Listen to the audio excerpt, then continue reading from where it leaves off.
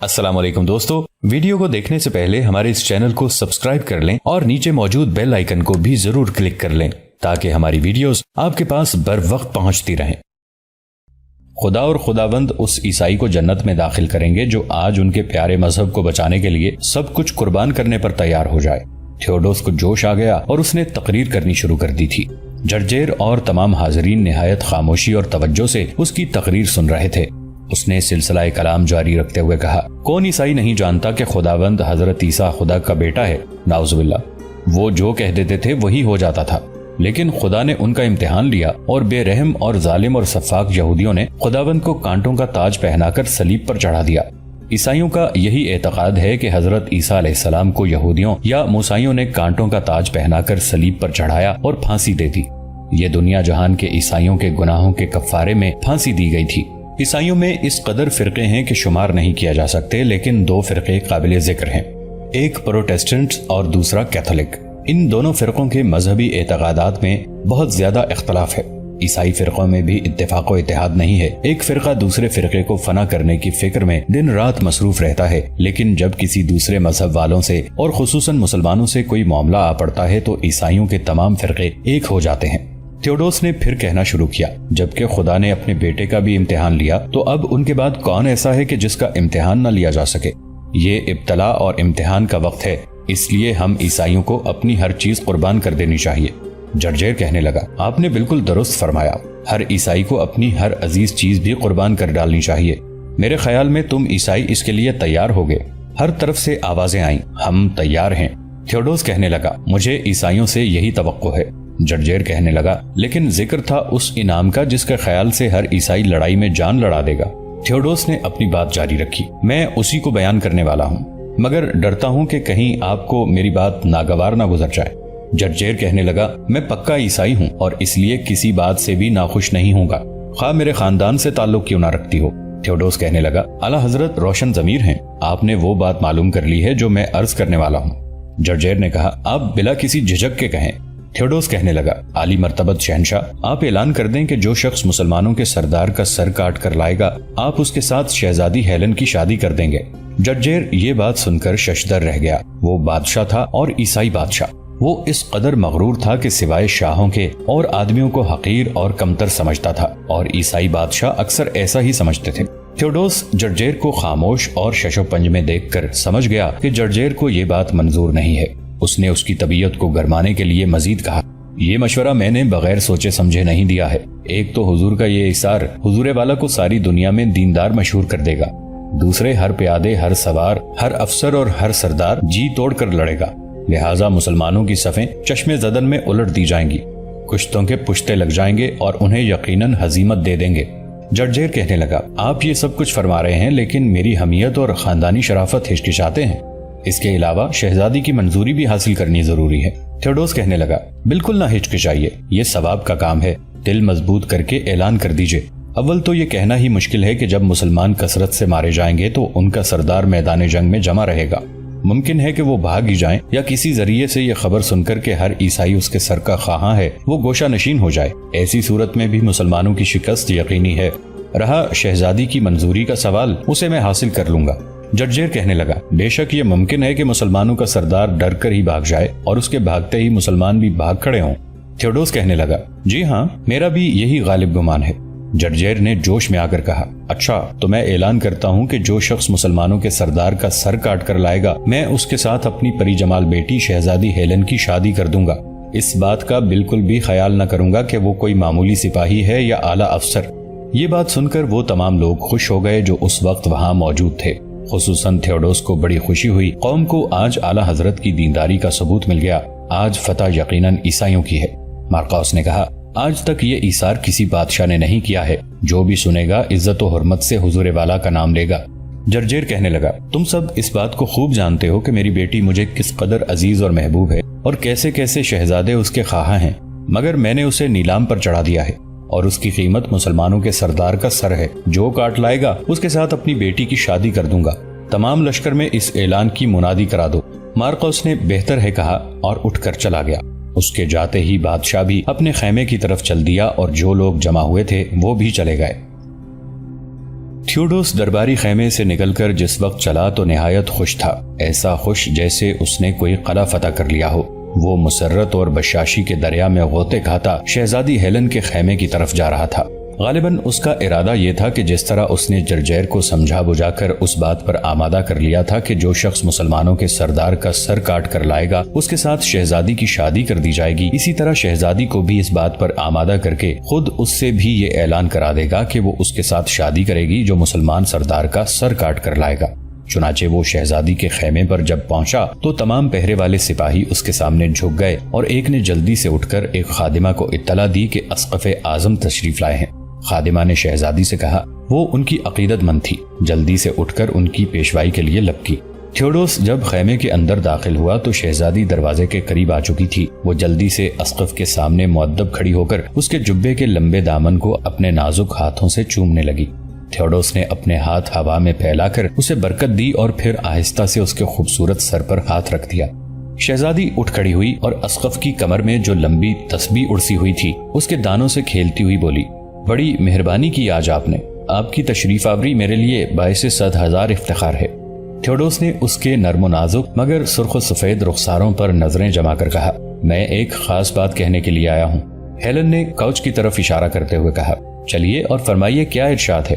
تھیوڈوس Helen کے ساتھ چلنے لگا۔ اس وقت شہزادی نے سفید ریشم کا ڈھیلا لباس پہن رکھا تھا جو نہایت ہی دل فریب معلوم ہو رہا تھا۔ اس کا چہرہ سفید لباس کے ہم شکل ہو گیا تھا، مگر چونکہ اس کے رخساروں اور گالوں پر سرخی زیادہ تھی اس لیے سفیدی میں شہابی رنگ جھلک رہا تھا۔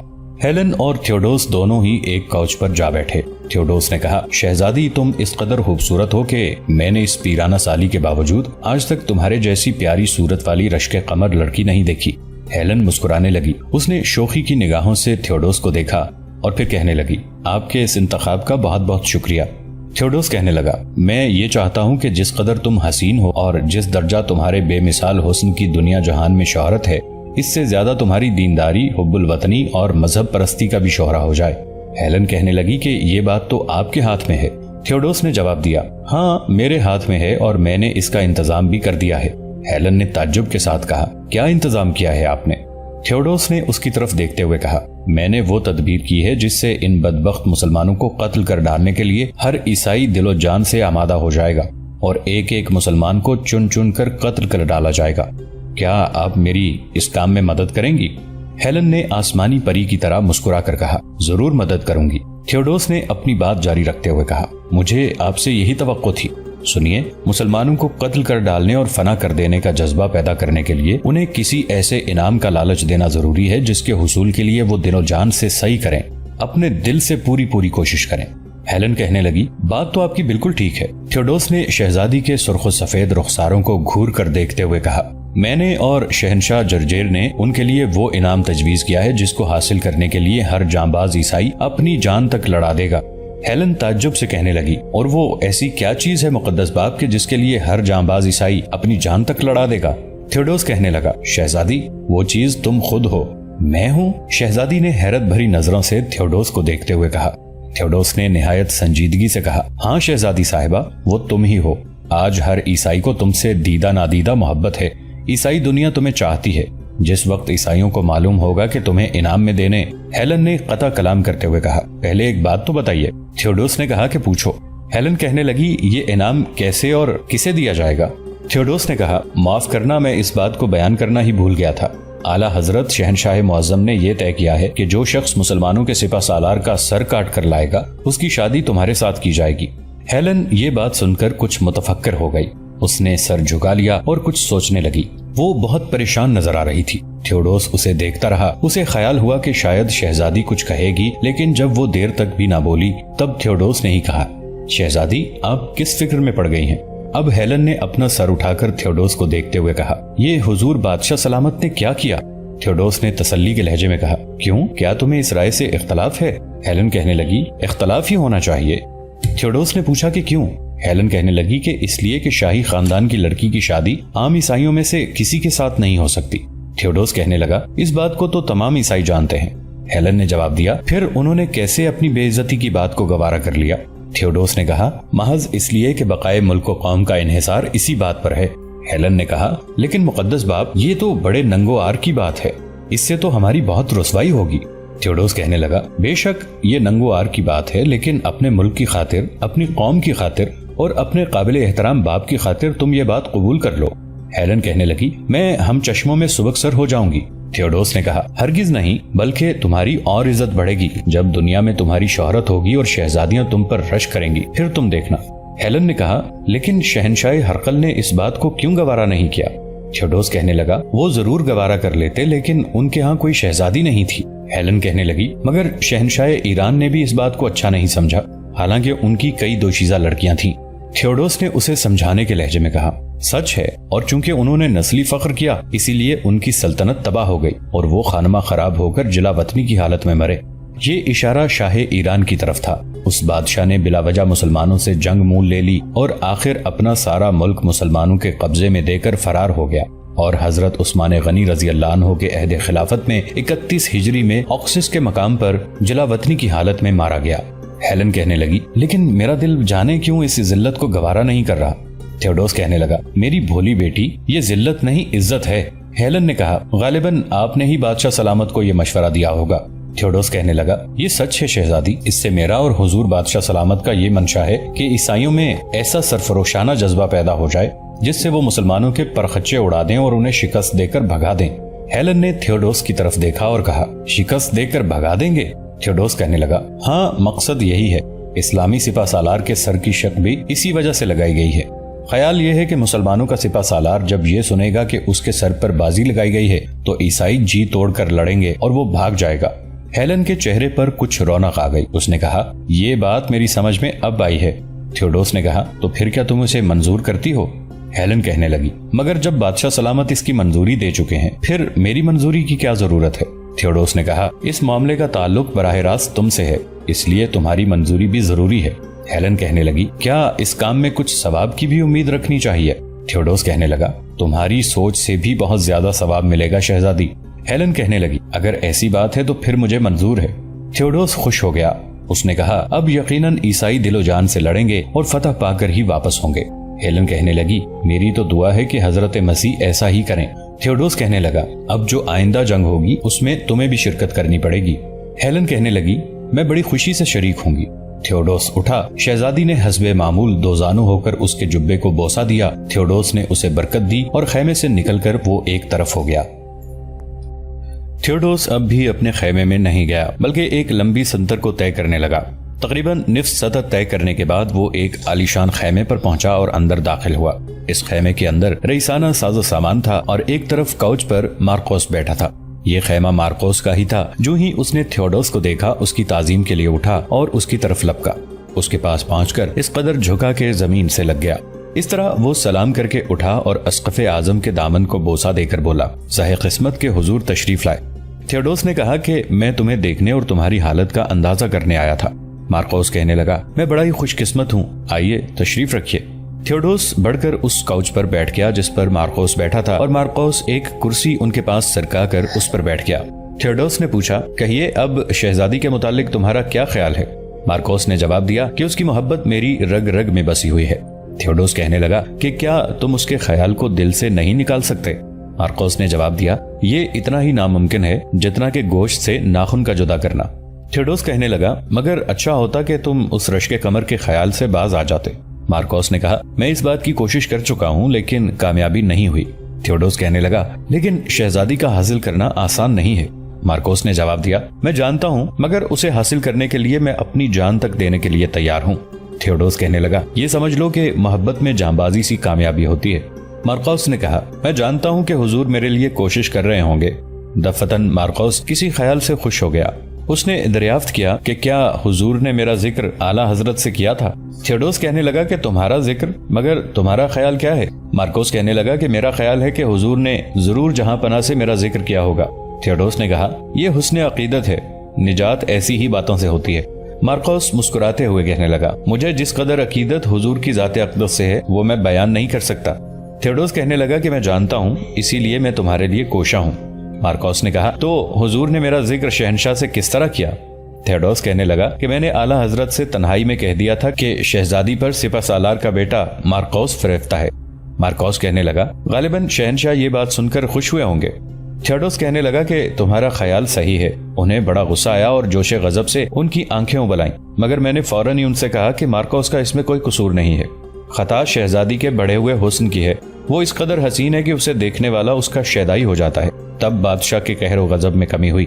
مارکوس بڑی توجہ سے یہ گفتگو سن رہا تھا۔ جب اس نے سنا کہ بادشاہ سخت برہم ہو گیا تھا تو فرط خوف سے اس کی روح پگھلنے لگی، مگر جب معلوم ہوا کہ اسقف اعظم نے بادشاہ کا غصہ فرو کر دیا تھا تو جان میں جان آئی۔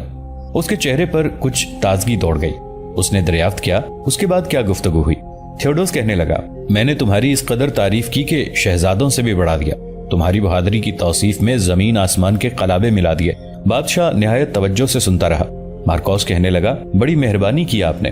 تھیوڈوس نے جواب دیا، جب میں نے سب کچھ کہہ کر حرف مطلب زبان سے نکالا تو پھر بادشاہ کو طیش آنے لگا، مگر میں نے جلدی پھر ٹھنڈا کر دیا اور کہا کہ مارکوس کا ہمسر شرافت، دلیری اور اول العزمی میں کوئی شہزادہ بھی نہیں ہے، وہ ہر طرح سے شہزادی کے لیے موزوں ہے۔ مارکوس ہمتن توجہ بنا سن رہا تھا، اس کے چہرے پر رونق آ گئی تھی۔ اس بات کا جواب سننے کے لیے وہ بے چین ہو گیا تھا۔ جب اس سے رہا نہ گیا تو اس نے دریافت کیا، پھر شہنشاہ نے کیا جواب دیا؟ تھیوڈوس کہنے لگا کہ اس نے دریافت کیا کہ کیا واقعی مارکوس بہادر ہے؟ میں نے جواب دیا کہ اس میں کوئی شک نہیں۔ تب شہنشاہ نے کہا کہ تب تو میں اس کا ضرور امتحان لوں گا۔ میں ڈرا کہ معلوم نہیں بادشاہ کچھ امتحان لے، اس لیے میں چپ ہو گیا۔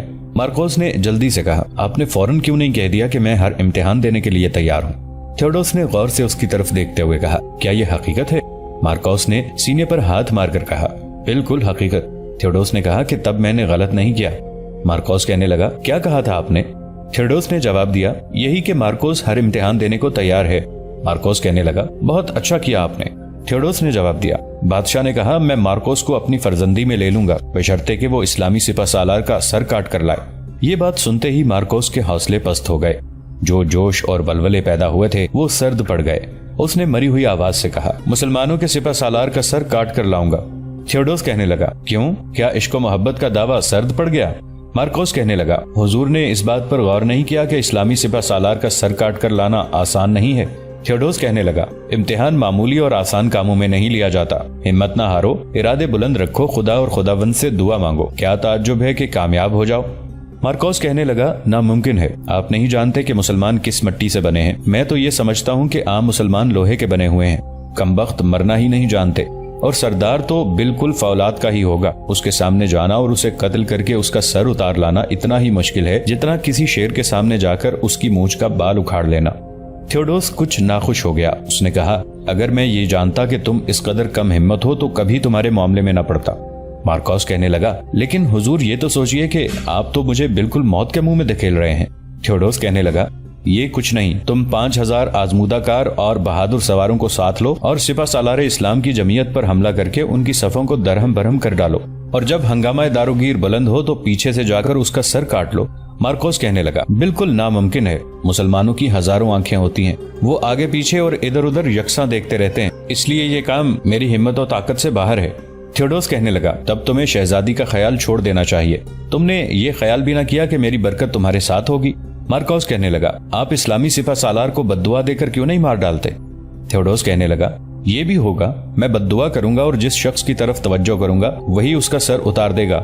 سنو مارکوس، میں نے بادشاہ کو اس بات پر آمادہ کر کے کہ اگر مارکوس مسلمانوں کے سپہ سالار کا سر کاٹ لائے تو اس کا عقد شہزادی کے ساتھ کر دیا جائے۔ شہنشاہ سے یہ وعدہ سر دربار کرایا اور انہوں نے میرے کہنے سے سب کے سامنے یہ اعلان کیا کہ جو شخص سپہ سالار اسلام کا سر کاٹ کر لائے گا اس کی شادی شہزادی سے کر دی جائے گی۔ میرا منشا یہ تھا کہ جب تم سپہ سالار اسلام کے پاس پہنچو گے تو میں اسے بددعا دوں گا اور تمہاری طرف توجہ ڈال دوں گا، تم اسے قتل کر ڈالو گے، لیکن تم اس کام پر آمادہ نہیں ہو، اب میں کسی اور کو تمہاری بجائے تیار کروں گا۔ یہ کہتے ہوئے تھیوڈوس اٹھ کھڑا ہوا۔ مارکوس نے جلدی سے کہا، مجھے منظور ہے، جب حضور کی توجہ ہوگی تو یقیناً میں بامراد ہوں گا۔ تھیوڈوس خوش ہو گیا، اس نے کہا، غنیمت ہے کہ تم نے وقت پر سمجھ لیا، آج تیاری کر لو، کل جنگ پھر ہوگی۔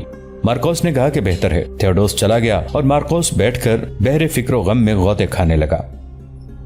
مسلمانوں کو تعجب تھا کہ عیسائی اب بھی مسلمانوں سے تگنے زیادہ ہیں لیکن میدان جنگ میں نہیں آتے۔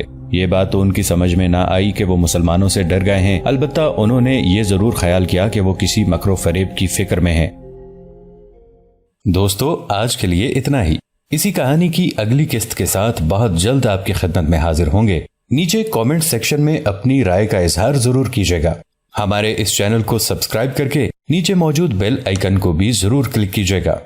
اگلی ملاقات تک کے لیے ہمارا اور آپ کا اللہ نگہبان۔